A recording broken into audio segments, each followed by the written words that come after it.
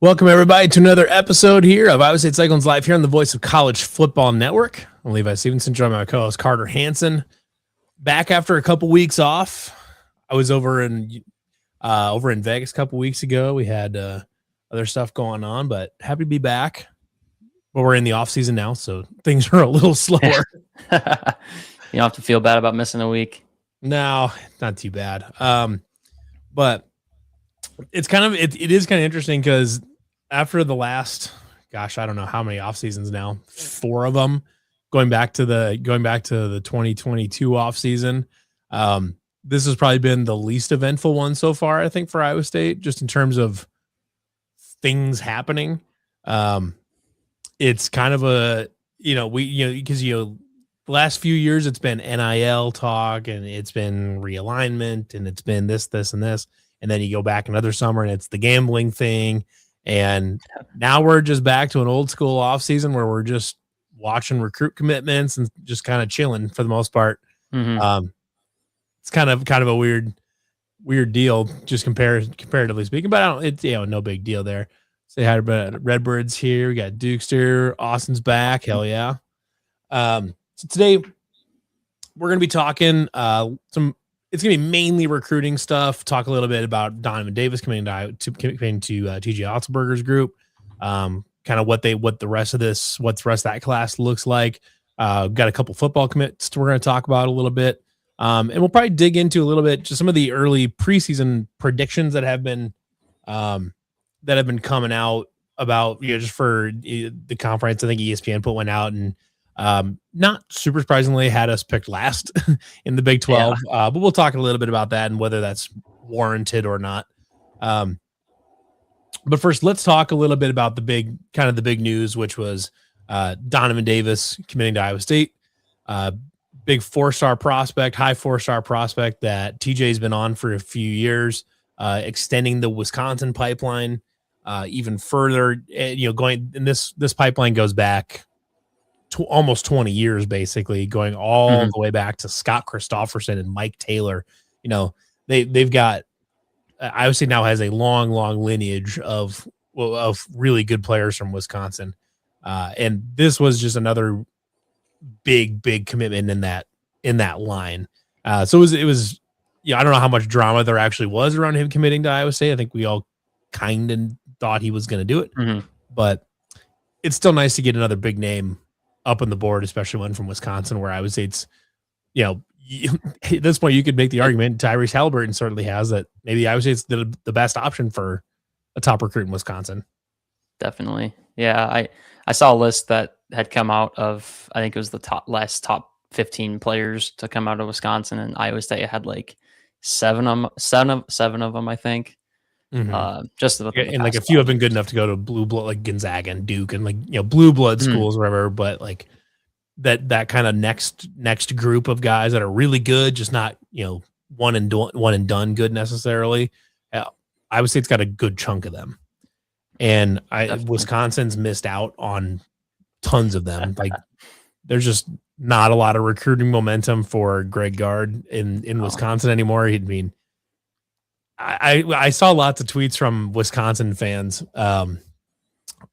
Basically, like as soon as it kind of came down to the wire with Donovan Davis, I saw lots of tweets from them. It was like just memes of them panicking / being depressed whenever they see TJ Otzelberger in the mix. Whenever they see like an elite Wisconsin prospect has an Iowa State offer, they're all just like, well, here we go again type of thing. Next time. Yeah. It's great to see though. He's an interesting prospect. I mean, there's a reason TJ's been on him for years. He's a big athletic body, has handles the ball pretty well, distributes the ball well, has a jumper that I would say is good for high school, and is probably not ready to be a primary shooter at the college level, but you're usually not going to ask your true freshman to do that. No, there's definitely still plenty of room for him to grow, both physically and just in his game. But it's, for me, when I'm looking at his tape, it's hard for me not to look at him and see a lot of like Melvin Edgem. Mm-hmm. Yeah, he's got the size, and I think another underrated part of his game is his playmaking as well. Mhm. Watching the highlight tape from when he committed, he made a lot of good plays driving to the basket, pulling up for a jump shot here too, but mostly seemed like a downhill kind of guy. Yeah. And that's kind of what I think is like it's easy to look at high school tape and see the jumper he's knocking down threes and stuff like that, and that's great. That means he's got like a potential to develop that. That means that he's Mhm. got confidence to take that shot at some point. But lest we forget that if you go back and watch his tape from Indian Hills Community College, Jameel McKay was knocking down jumpers at community college. So like hitting threes at lower levels is a lot different than hitting threes at the Big 12 level. So Mhm. it's certainly not that he can't develop into a shooter, because I believe he will at some point develop into a shooter. Maybe not a 44% guy, but if he can be a 38% 3-point shooter at his size, I think that's excellent. Oh, Um, definitely. but I think the early expectations for him should be scoring around the rim, rebounding, defense. His high school plays a very similar no middle defense to what Iowa State plays, so he should be very familiar already with a lot of the rotations where he needs to play in space. So I think that's another big upside there. He's a smart kid. He's a really smart kid. Definitely mature way beyond his years. Plus, he already knows TJ's scheme, or has a very good idea of how it works, which Mhm. I love having that in there. Yeah, and he's still in high school. Maybe he could even grow an inch or two, and I mean Yeah, he'll buff up as well. He's listed at 6'7", 200 pounds, but and it's this is definitely a a great point here good from frame. Redbird, is that him playing 3 with Singleton still being on the roster. There's a very realistic scenario here where I would say it's trotting out, Bully Johnson, and then you've got a shooting guard, whether it's Bateman or it's Josiah Harrington or something like that. A shooting guard, and then you've got like 6'8" Dominic. You got 6'8" Donovan Davis at the 3, Trey Singleton, who's like 6'8", 6'9" at the 4, and then Don Plata, who's like 6'9", 6'10" at the 5. You've got crazy length. You can play a very, very, very good defensive lineup, a long defensive lineup, Mhm. with Trey Singleton and Donovan Davis on the floor. Like, especially as if Trey Singleton is as good a playmaker in transition as we think he is. I'm just envisioning, Donovan Davis picking off a pass, hitting Trey Singleton, then Trey Singleton throwing it back to him on the lob. Like that's the kind of thing I've got in my head right now, and it's Yeah, hard not to get excited about that. it's definitely best case scenario. And I mean, that's really where the game is headed, I think. I mean, you see how much success that those big, lanky teams have in the NCAA tournament. Mhm. If you can match up 3, 6'8", 6'7" guys, Mhm. Absolutely. get Yeah, system. if you can get 6'8" out on the wing with guard skills from your 3, that's a massive advantage. And there's a lot of things you can do with that. Where Bully Johnson, if he's taming Lipsy but with a better jumper, that's great. Love that. Love all of that. If Jamarian Bateman's back, I kind of think he will stay. We'll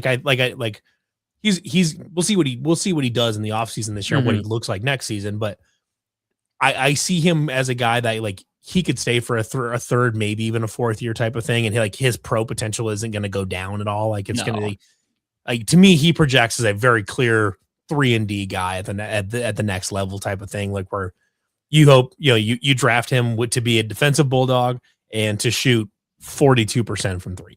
That's what you'd like from Jamarian Bateman. Now, if you can get more, Mhm. playmaking, more shot creation, that's great. But you don't necessarily need that from him. But Yeah. if you can have all of these guys, I mean, shockingly, I believe that Iowa State will continue to be a pretty good defensive team for the foreseeable future. Mhm. Yeah, what's interesting too here is I think that Iowa State has really found. I think TJ finally kind of figured out his recipe that he likes for how he wants his team constructed. Have a lead guard that can really get after teams defensively, can play make in transition. And the reason I was bringing up Bully Johnson as far as 2 years down the road is because I think there's a chance that if you get March Killian Toure for a whole season, he's gone. He's a lottery pick. Mm-hmm. Like, we'll have to savor what we get of Killian Torrey next year because there's a reasonable chance that we do not get him for a third season. Yeah. So that's why I was going with the Bully Johnson thing. Mm-hmm. But yeah, if he can keep his confidence up for the whole year, holy shit. Yeah. And if you get a defensive bully at point guard, literally bully at point guard, you've got a shooter and a defender at the two. You've got an offensive guy, and that you've got your 2 and your 3 have at least one sharpshooter in there, and both are competent defensive players. The 4 is kind of a playmaking, like point forward type, and then the 5 is just Bob Jones. It's just reincarnations of Bob Jones. If you can get that group, that seems to be the start, like the type of starting group that TJ likes. And then off the bench, you bring in a Nate Heisey type that just comes in and just does stuff. And that's to me, that's what Bond, that's what you're bringing in Bond to do. Now Bond can shoot a little bit, so that's good. He may also start too, which Bond may start, that's the thing. So we'll see kind of how that all fleshes out. And part of it too is we're projecting a lineup 2 years down the road, which in basketball is kind of insane because you can barely project 1 year down the road at this point in time, just because there's so much roster turnover. And, after this year, let's say Killian Touré is gone. Jermaine Bateman has a great year, and, hopefully he sticks around, but maybe he gets a huge Kentucky offer or a huge Florida offer or something like that. Or, maybe Don Plata has a big year and he gets a big opportunity to go make money in Europe. I don't, which granted, that's not as much of a thing anymore because you can make more money in college now than you can in Europe. But, maybe he pulls a Lucas Steger. I don't, I don't know. But, if you're looking just 2 years down the road, if you assume Bateman, Trey Singleton, you assume those guys are all back, you assume Bully Johnson's back, there's a lot to work with here.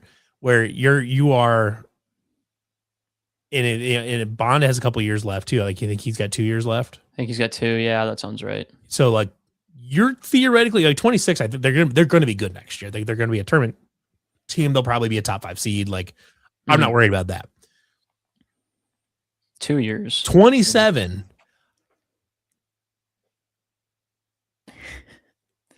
I mean, you might have some pieces here because you've got a full year, a full extra year development on Trey Singleton. Theoretically, Don Plata is still here, and he's really beefed up his game. He's become a dominant force down low, especially on the glass. Jamarian Bateman is a clean, solid 40 to 45% 3-point shooter. He's still a great defender. Bully Johnson's what we think he's going to be. Donovan Davis is here. Isaiah Bond has, that's a scary basketball team. That I don't know, man. It's I'm starting to feel about the 2027 basketball team the way that I was previously feeling about the 2026 football team, in October. But here we are about that. But yeah, we'll see. And I mean, that's not even counting any other class of 27 guys that we get either. Right. There's a couple that we're still in on as well. Yeah. Yeah, I mean, we'll see. Maybe Josiah Harrington fits into that conversation as well. And then the natural transition to that is, who do they target for the rest of this class type of thing? Mm-hmm. I think the last high school guy they're really looking at is Conan from Wisconsin, as Jack Conan. I think they see him as a shooter in the class, kind of a. Not quite as good of a shooter as Milan Momcilovic was, but that's a similar type of role, guy that can come in and just knock down some threes for you, play a little bit of defense, be that kind of guy. But I think they'll probably see Conan as a little more well-rounded scorer, not quite as good a shooter, but a little bit more well-rounded scorer than Milan Momcilovic, but definitely in that vibe. It does. Okay, I want to figure this out. Does Bond only have 1 year left, or does he have 2 left? I could have sworn he had 2 left. I could be wrong, but I could have sworn Bond had 2 left. I know it's that's part of it too. Is it's hard to keep track of that shit anymore. because He redshirted in 2022 to 23. but then if Yeah, they do I the think he they only do the goes to 5 to 1 play year. 5 thing, like, does that change anything? I No, mean, I don't. unless they don't get And grandfathered then in. they've got Yusuf Gray coming in. They've got Christian Wiggins. Then they have the French kid, Dorian Ronaldo Comlin, Jackson Kiss. Like they've got, boy, howdy, do they got a lot of interesting players coming in. So Leon Bond.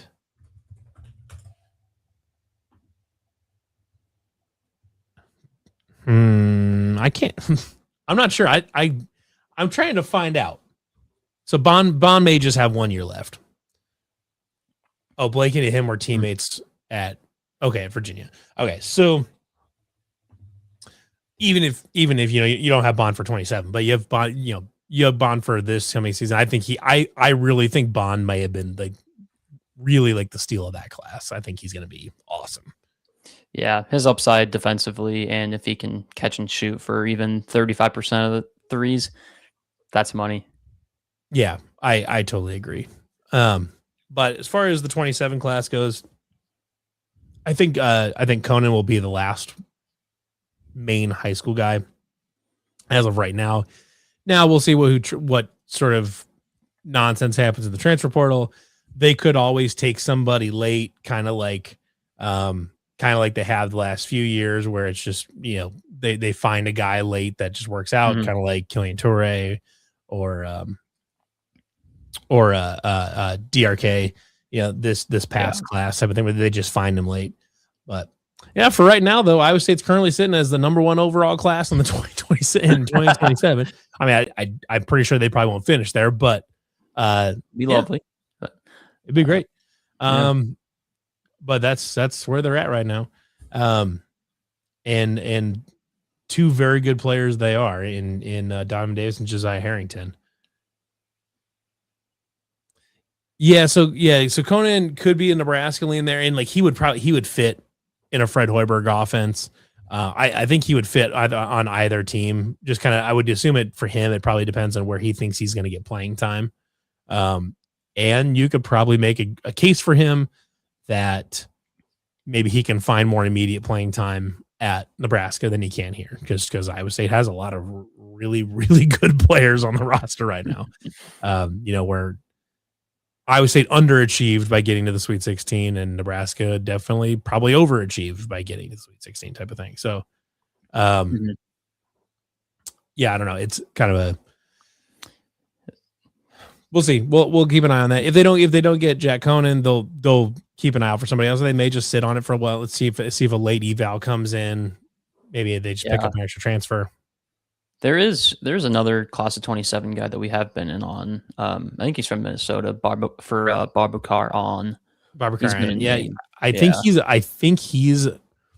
I believe he was like a Kyle Green guy. Kyle Green was his guy, was his recruiter there. That doesn't mean he wouldn't still be like necessarily on the radar, but I would assume that would also now put you and I on his radar.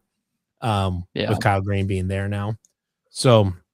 We'll see. Like they certainly do not need to be in a hurry to take just anybody for this. No. I mean, they've got plenty of bodies that they'll have around. So that is something to keep an eye on.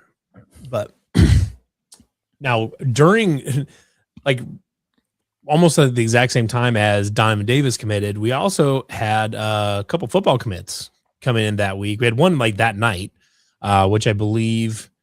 Was that the Waukee tight end? Was he the one that committed that night? I don't remember which one committed when, but we had two football commits in the last couple weeks here. And I know we got some tape on one of them. Yeah, I'm trying to pull mine up here. So the first guy that we got was the D lineman from Camden in Minneapolis, Zavad Robinson. Yep. 3-star guy, 6'3", 275, 84 overall composite. He had offers from Eastern Michigan, Montana State, both North Dakota schools, both South Dakota schools as well, and then a Montana State offer. So I mean, lower major offers definitely, but definitely a flyer that you can just take. With Add him to the the class. depth they have on the defensive line, I think this is a perfectly fine developmental prospect to just grab. Like, I mean, I'm sure I'm sure like the staff sees South Dakota State, South Dakota, North Dakota State, North Dakota offers for all these kids and say, okay, well, clearly they see him as a worthwhile developmental prospect. We can take a look at him. We can take a flyer on him. And yeah, obviously we're easily his biggest offer, which isn't necessary. I mean, it's nice to look at offers. Iowa State has always been a team that offers guys, going back to Campbell, going back to Rhodes, is Iowa State was always a team that offered guys that didn't have major offers. Sometimes that didn't pan out. Sometimes they found guys that just didn't have a big offer. Will McDonald, Mike Rose, they've found plenty of guys that just didn't have big offers and got them there, developed them, and then you're there. And if you feel like you already feel pretty good about where the defensive line depth is right now, and going forward, so you don't need to like hope this guy plays in 2027 or 28. Like you don't need to hope for that. He can sit for a couple of years and be fine. Partially because of the staff targeting multi-year guys in the portal, like not going for just quick band-aids in the portal. They took guys that have 2-3 years of eligibility left and set themselves up for down the road, so they can take guys like these where they know they can get them and they can get them cheap in terms of NIL and just develop them and let them do their thing. Like let themselves coach them up. And so I don't have any qualms at all with taking a guy like this. No, and you like the possibilities as well, giving them multiple off seasons to prepare and to learn the system, Sure. and especially from the portal as well. I do have this tape open. I keep getting, I've got 247 pulled up and it keeps giving me this notification that Penn State just got a 4-star running back. It just keeps shoving in my face right now. I don't give a shit, man. And did you have tape for him or not? Are we watching? Yeah, I was just trying to figure out the best. Here we okay. Layout. Yeah. Our layout's being goofy right now. Let me see if I can. Here we go. Let's try this bad boy. There we go. That's better.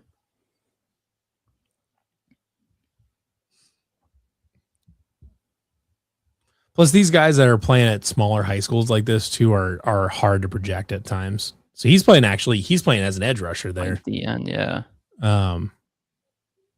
But definitely looks to be the size and quickness of more of a defensive tackle, I would say. Yeah.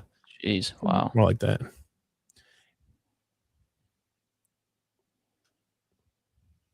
So they've got him. It looks like I guess I was just looking. They're playing a 4-down set. Are they playing a 4-2? Well, let's see. They're playing a 4-2-5, so that's good. He's familiar with their scheme. Yeah, like this.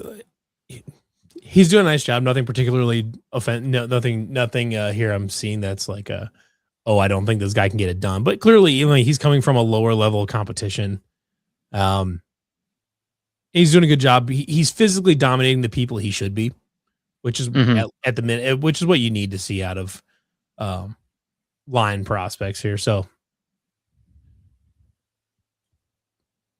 yeah, I don't know. Just a good developmental prospect. They'll be able to keep working on him and build him up over time. So, like I said, great thing is you don't have to rely on him immediately within the first couple of years. Our other main commit from this past couple of weeks here, we got Joe Vineyard, tight end from Waukee Northwest. Comes in at 6'5", 220.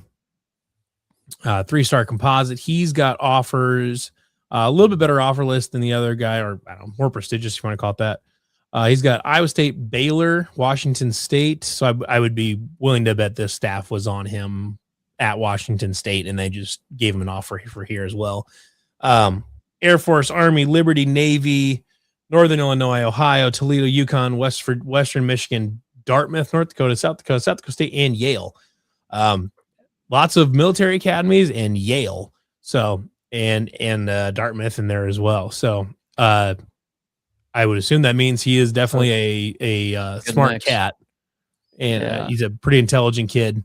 I would have to imagine.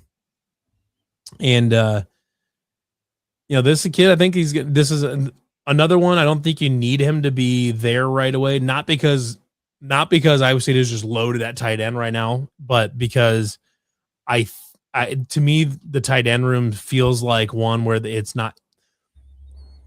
The thing we have to adjust ourselves from is we just for the last decade have watched maybe the most tight end centric offense in college football, and that might not be arguable. Like I would say clearly the most tight end centric offense in college football, and they built everything around that tight end room. And the running game, the run blocking schemes, the passing game was all about finding ways to get the tight ends involved, use all that personnel they had there. And now we're going to a different staff, a different scheme, a different play caller, all of that. And it's not that they won't develop the tight end position. It's not that they won't continue to use it, but you have to reset what you think the offense is going to care about. And this offense this year is probably not going to prioritize the tight end. They'll use them as blockers and things like that, but as pass catchers, it's probably not going to be a heavy tight end offense for this year, and maybe even going into next year. But by getting prospects with good size, like Joe Vineyard has here, 6'5", 220, that's a good tall pass catcher. By getting a guy like that you can develop down the road and turn him into, Jimmy Rogers back at South Dakota State developed some nice tight ends. And they'll get them involved. It's just like for this year, you just might not see a lot of tight end catches, and that's okay. I promise it's okay. We just got really, really used to watching a bunch of tight ends on the field. Hey, I would agree with this too. They need to infuse that room with some more young talent, that more developmental prospects. I mean, they've got like Trevor Fortenberry is probably he'll be fine. I think I wouldn't expect him to be an all Big 12 level player. Not because I think he's bad, but I don't think he's that. I don't think they're going to feature the tight ends that much in the offense. And he's not like an NFL guy like Iowa State's had on the roster for how long, really since 2016. I mean, like Dylan Sainer was on the 16 team. So I guess you could say that Iowa State's had an NFL tight end for the last decade. We don't have that right now. Trevor Fortenberry is probably not an NFL tight end. That doesn't mean he can't be an effective run blocker, but they do need to replenish this thing and replenish it through the high school ranks, especially because you can find good tight ends in this part of the country. Tight ends, linebackers, linemen. That's what you're going to find the best talent of in the upper Midwest. And now you can find the other positions, but those are going to be your best positions to find up here. So you can find tight ends around here. So I think this is a good pickup here. It's nice to get a tight end from the area after they swung and missed on the last staff swung and missed on 4 of them in the last class. Yeah. Granted, they all took big swings. Those were like all of them were 4-star tight ends. Like those were all of them were big recruits, but they missed on all of them. And now you can, still keep guys in your back that are in your backyard. You can still keep them at home, and develop them and rebuild that tight end room a little bit. Yeah. The developmental aspect is going to be the biggest thing. As long as they're willing and able to learn, and willing to put the work in, they can be successful. They just have to be able to mold into the right system, be the right fit for the job. Absolutely. So, I think that's all the newer commitments that we've had since we talked last, I believe. I don't know that they've got anything, imminent necessarily.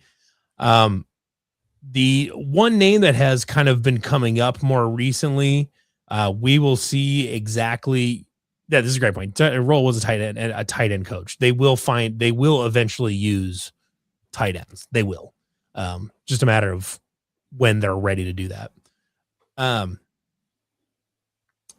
One name that is kind of like popping up a little bit, we will see how real it is, and see what comes out of this. But at the quarterback position, we've had got a kid named Brody Campbell that has been popping up recently as a potential option at quarterback if they do not get DJ Hunter. Now, DJ Hunter did visit. He didn't commit, but he did visit.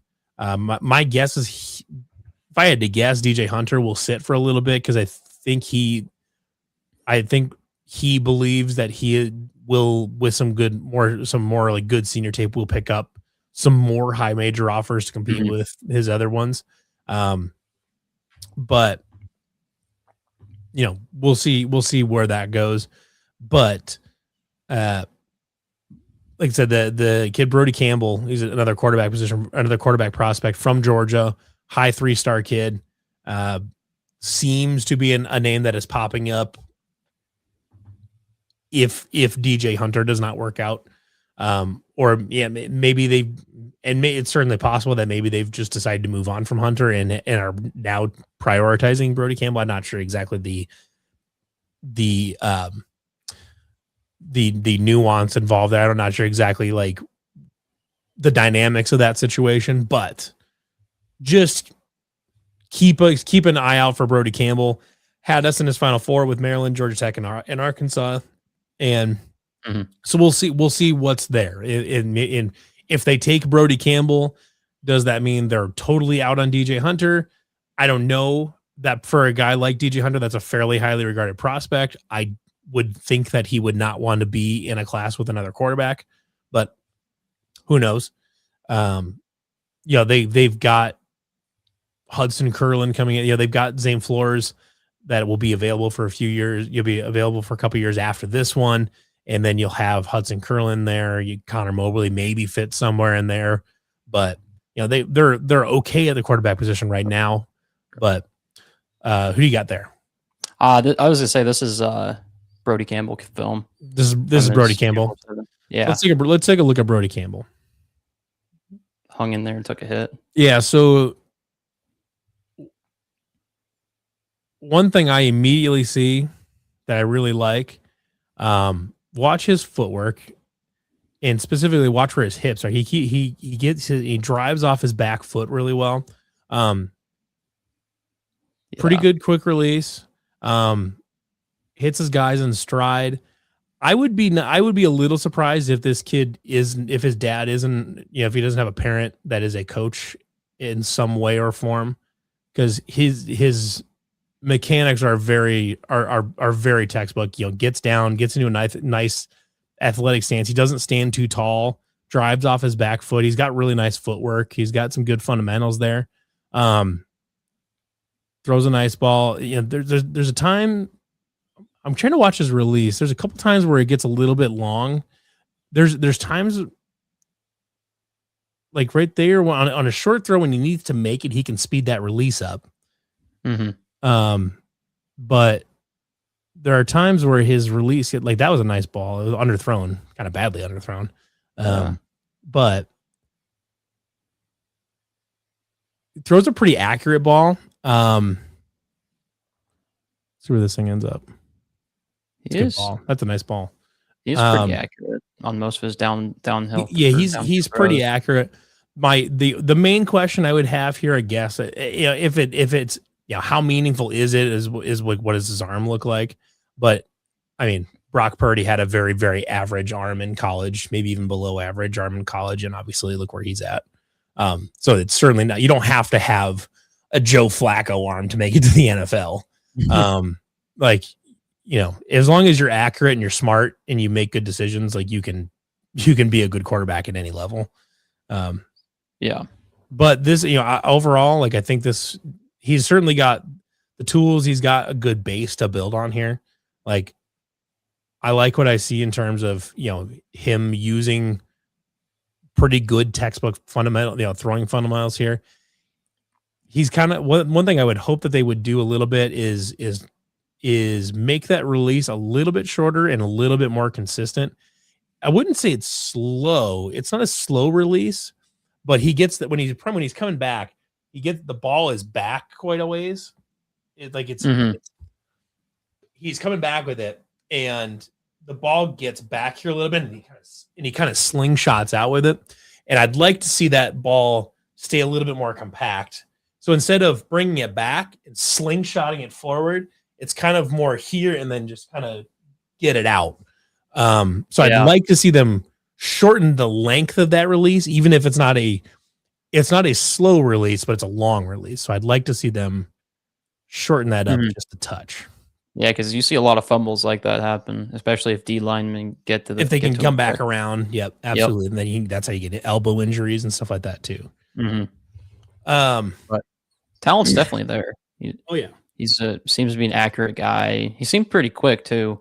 There's a couple he's times mobile enough. Yeah, I wouldn't call him like a runner, but he seems certainly mobile enough to get out of he's certainly mobile enough there to get out of the pocket when he needs to.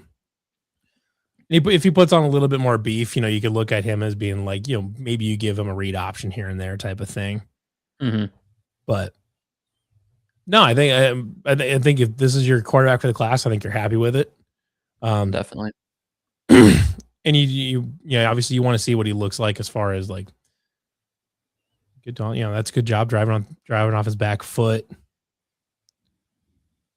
It was also interesting. This guy's also from Georgia, so yeah, that both quarterbacks are Georgia kid. Well, DJ Hunter's kind of technically a Tennessee kid. He's just at high school in Georgia this year, but the staff is definitely leaning on their South, their connections in the South for sure.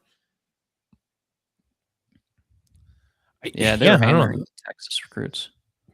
Texas, Georgia, Louisiana, they're targeting players in areas of the country that the staff hasn't really gone after very much. That the last staff has not gone after a whole lot.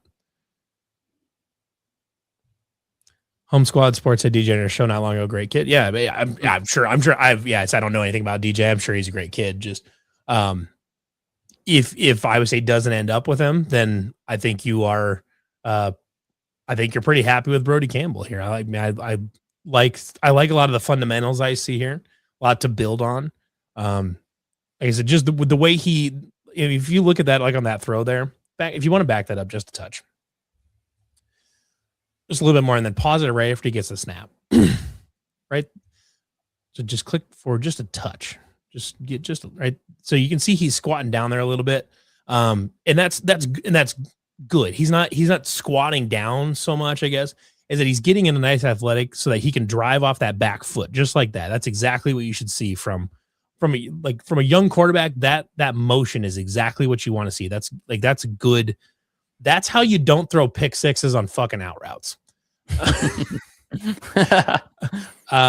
That's how you don't do that.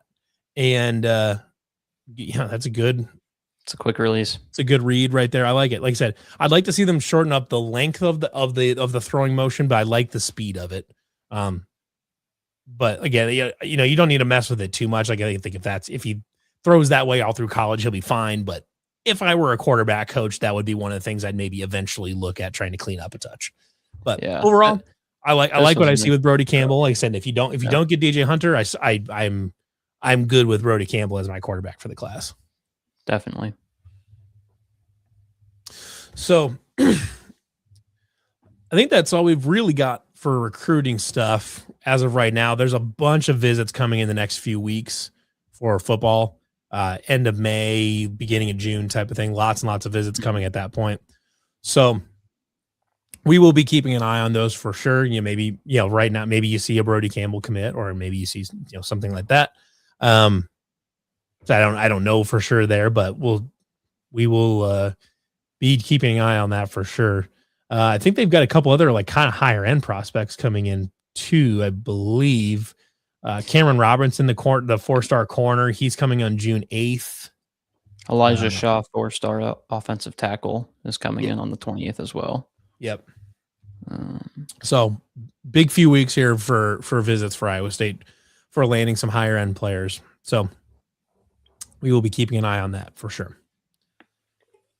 To wrap her up for this week, though, well, I want to talk a little bit about. So ESPN had a preseason article come out where they ranked like every team basically, and they ranked Iowa State as they put them at 16th in the Big 12, so dead last. I'm curious what your thought. I mean, like, I can't see it surprises me. You know, new coach, new players, all that. Like, I can't say it surprises me. Well, did it? Well, I guess, did it surprise you at all? And just because I don't know, it's tough because I really firmly believe Iowa State will not finish at the bottom. No, of the conference. Definitely not. And I think anyone has anything to do with Iowa State football knows that that's not going to happen. But obviously, to the national media, to the surrounding schools, everyone that doesn't know about Iowa State football, I mean, it might seem that way just because it's a new entire coaching staff, all new players. And I mean, we didn't really get a whole lot of big name prospects like an Oklahoma State. I mean, they almost had the same amount of purging of their program, but they also brought in a lot of high profile guys from North Texas that followed their coaching staff. Yeah. And I think they were ranked fifth in this list, I believe. I think Oklahoma. I don't know that I'm not a believer that Oklahoma State is going to be the fifth best team in the conference, but I do think they will be significantly better than last year. Oh, definitely. I mean, Drew Mestemaker is a very, very good quarterback, and Caleb Hawkins is a very, very good running back. Mm-hmm. Yeah, they brought a lot of talent in, definitely.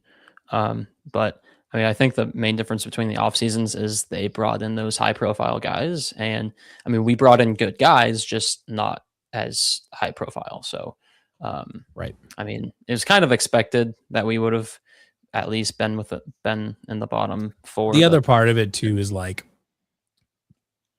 we're going to be a defensive first team. Like our big names we brought in are all on defense, which is a little bit like harder to. It's, you know, when you're looking at a team versus like, oh, what's their ceiling look like? A lot of times you're looking at who they bring in a quarterback, who they bring in a receiver, who they bring in a running back, you know, the skill positions. And I would say brought in a veteran dual threat quarterback that was at an Arkansas State. So a not sexy program that, you know, the team itself was very mediocre last year. And then you bring in like, you bring in a running back from the MAC, you keep a guy that was a walk-on last year. You know, you keep, the receivers you bring in. There's one kid from Michigan State, but otherwise it's Tulane. Tulane was really good. Absolutely. But like a Tulane transfer receiver, unless they're going up, is not going to get unless they're going like way up to blue blood, is not going to get a lot of the same fanfare. And so it's harder to sell on. It's harder to sell the upside of a team that's going to be winning games 17-13. It's a lot harder to sell that team, I think, than a team like Oklahoma State that's going to be, or Colorado that's going to be trying to win these games, old school Big 12 style, old like 2015 Big 12 style, where you're trying to win. You're trying to win 56-49. Like that, and that's what Colorado's going to do, because they've got their offensive coordinator is the guy that ran the go-go offense at UNLV. And for anybody that doesn't know anything about that, they score 1,000,000 points and put up 1,000,000 yards really fast. It's a really fun offense to watch. It's kind of wacky, but it's fun. Colorado's going to score a whole lot of points, and they're going to get a whole lot of yards. Their defense is also going to be on the field a whole lot, so they might give up a whole lot of points and a whole lot of yards. But we'll see what they do with that. They do, Colorado does have that the 5-star transfer quarterback from USC and all that. But Julian Lewis, is that his name? I think so. That sounds right. Yeah. But I'm not a believer that I think that's why it's easier to sell Colorado as not being last, because they, you look at the offensive coordinator that's coming in, and he has a record of putting up points and yards everywhere he's gone. And theoretically, if you can put up 56 points a game, the odds are your defense will get a stop at some point. But Iowa State's rolling the dice the other way is we're going to stop them. We're going to hold them to 17, 20 points a game. And we're pretty sure that our running game's eventually going to be able to punch something in, that we're going to find some points here and there, whether it's through running game or it's on special teams or something like that. It's definitely a shift of the mindset when you compare it to years past. But I mean, it's also kind of similar to what Iowa runs. I mean, their offense is dog shit all the time. Doesn't matter who you put on. I would prepare for Iowa State and Iowa to look basically identical. Yeah, Iowa State football is going to be playing Kirk Ferentz ball here this fall. They just are. It's going to be defense, special teams, and running the football. You have a score prediction for the game in Iowa City this season? 9-6. I don't know. Like, getting Kyle Conradi back will prove to be maybe the single biggest player you hang on to. And I think that will prove its way out through the season, as Kyle probably hits 3 or 4, probably hits 2 to 4 a game, I would imagine. But we'll see that. I did see a question here. Idea for later. Any former Iowa State football players that would fit well on Tyrol style offense. Well, the first person that immediately comes to my head is Breece Hall. Yep. If you get Breece Hall or David Montgomery, if you get Breece Hall or David Montgomery, but I think Breece Hall specifically because he's a little bit more of a downhill runner than David was. David was more of an east-west, make a miss, then get upfield kind of guy. Breece Hall was a much more north-south runner, and I think that's what you want as a north-south runner in a Tyler Roll, what we believe will be a Tyler Roll offense. I think you want a north-south runner. Granted, does Breece Hall fit in every offense ever conceived? Yes, it does. Yes, he fits in every single offense. But if you were going to grab like one former player, you could do a lot worse than Breece Hall for the offense. We don't know exactly what the problem is. We don't know exactly what the passing game looks like, so we don't necessarily know. Is Alan Lazard a better fit, or is Xavier Hutchinson a better fit, or is Jalen Noel a better fit? We don't necessarily know right now what kind of receiver is the most dominant in this type of offense. We knew that, previous in early Campbell and Tom Manning's offense, they wanted a big, tall body receiver that they could throw to on third down and stuff like that and down the field. And once you got to Taylor Mauser's offense, they wanted good route runners that could get yards after the catch and maybe catch a vertical ball here and there. We don't exactly know what the offense, what the wide receivers are.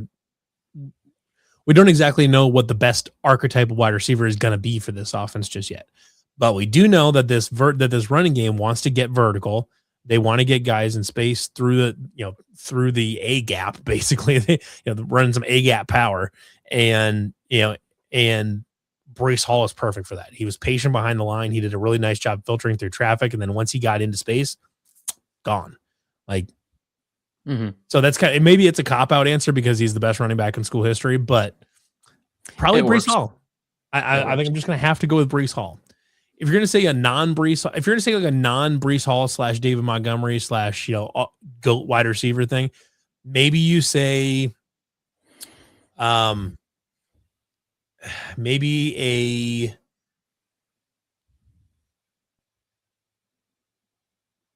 a Charlie Kohler, something like, maybe a Charlie Kohler or a Dylan Sainer that can be a really good blocking tight end, but then can go out and get you a third down, something like that.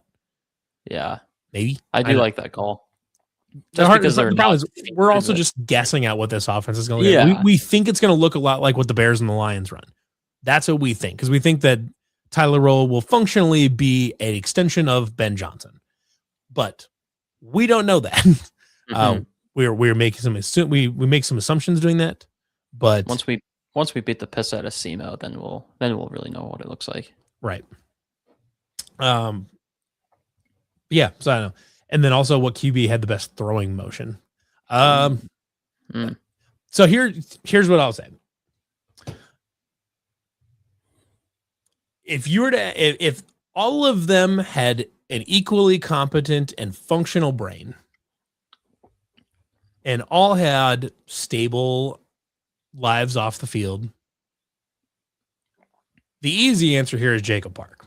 Jacob Park had the best arm talent of any Iowa State quarterback I've probably ever seen. He could make literally every throw on the football field, all of them. He had an NFL arm. He had NFL accuracy. He could run the ball. He was much more mobile than you'd think he would be. Very much like a Justin Herbert type mobile, where you're not going to run him necessarily, but if he gets Very loose, capable. very capable runner. If Jacob Park had a good head on his shoulders, if Jacob Park had Brock Purdy's brain, he's a first round draft pick. But unfortunately, that was not the case with Jacob Park. But so I'm going to just because you're asking an arm talent question there, so I will say Jacob Park. Yeah, that's the first guy that I went to as well. Yeah, I mean, like, it's such a hard question because I mean, guys, like everyone has different preferable throwing styles. Yeah, I mean, like Phillip Rivers is a Hall of Famer, and his throwing motion is junk. It's nothing. No. But then you have like guys that like Blake Bortles that had like textbook, like they were the quarterback you'd build in a lab if you could, and he was Blake Bortles. Like, so the throwing motion is like it's just a thing. It's just one part of the equation. Like Brock Purdy's throwing motion itself was very good, good compact release, quick release. His footwork sucked. That was the only thing. Now he gets the NFL, they fixed his footwork, and now he's probably a top 10 quarterback in the NFL, and maybe not arguably. Like, he's really good. There's a reason he's making a fuckload of money, and it's because they fixed his footwork. And here we are.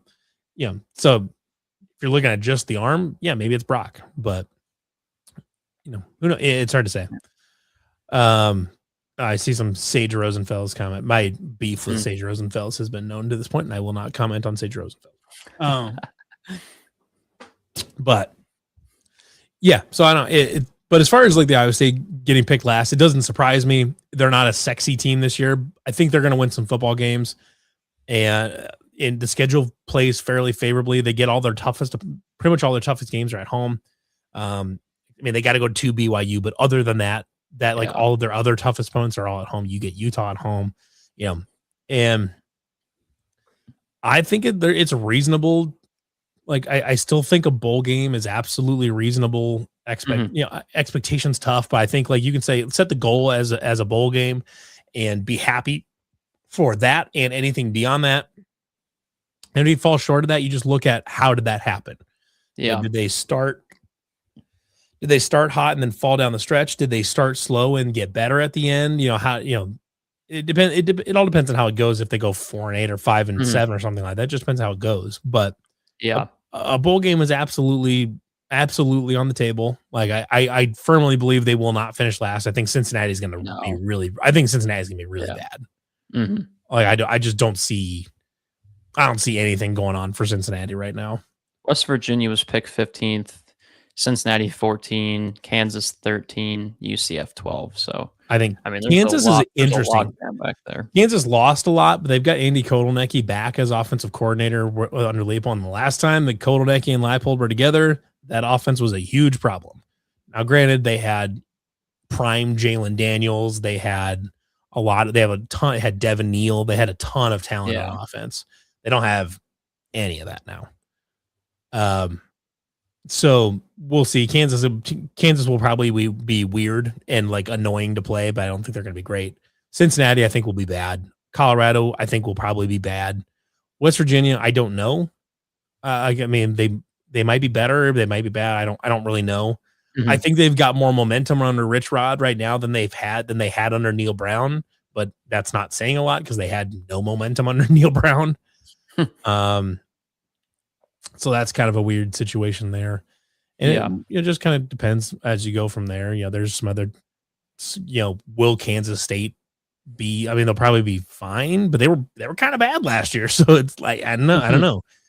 Avery Johnson, is Avery Johnson still a fucking coward? Like, I don't know. Like that's the fun part about the Big 12 right now is that for the most part, it's kind of anybody's league. Now, Texas Tech and BYU have started to separate themselves. Utah, to a certain extent, have started to separate themselves in terms of spending money. That doesn't necessarily mean that that will always just get them wins. But I think you can find 4 league wins to get to 6-6 or 3 and 3 in Iowa. Like I don't think Iowa's going to be great. They lost a ton on defense. They have like their quarterback situation is kind of whatever. They lost their running back talent. They have what does Iowa have? Like, I mean, granted, you're going to Kinnick and all that, and they're just always solid. They just are. But like Iowa doesn't have anybody on offense that scares you. They lost a lot on defense that may have previously scared you. Like Iowa does not move me. So I don't think it's impossible that you could go in there and bring in a bring in a defense they're not used to seeing, bring in a different offense, and just grind out. Now, granted, we got pissed at Campbell for years because he tried to beat Iowa by playing Kirk Ferentz's kind of football and tried to just beat Iowa at their own game, which is usually a terrible idea. It did not work for them for a long time. Granted, they beat him a few times in a row. They beat him a couple times in a row. They're kind of playing Iowa ball. So, playing Kirk Ferentz football against Iowa is always a dicey proposition. But, they lost their big returner in Caden Weegan, so they don't have that special teams weapon back there necessarily anymore. And I would say it's got a couple of them. You got Flora and Petway back there, that can both be a lightning strike on special teams. I don't think it's impossible that you get Iowa. Yeah, and their special teams have questions. They just lost LeVar Woods too. So will their special teams be any good? So like, I don't know. It doesn't seem impossible that you could go to Kinnick and beat Iowa for the 4th time in a row. Like, so I don't know. We'll see. It doesn't shock me that they picked them as last because, like I said, it's not a sexy football team, but the opportunity absolutely is there to win 6, 7 plus games. Yeah, even honestly, even if we go like 4-8, 5-7, as long as they're competing and like if they lose 3 games by 1 score, then it's like, okay, obviously you'd like to see them pull a couple more of those off. But as long as they're growing as they progress in the season, then I think that you could chalk that up as a win, even if they don't make a bowl game. Yeah, if they go 5-7, but it's very clear that towards the end of the season they're getting better, they're playing good football. That's by far the most important thing because you're not building to win the Big 12 this year. You're building to be for 2027. Yeah, you're being competitive this year, and you get a proof of concept, and then you can sell that to recruits going in next year, type of thing. So, all righty, do we got any final thoughts here before we wrap her up? I don't think so. I think we covered most of them.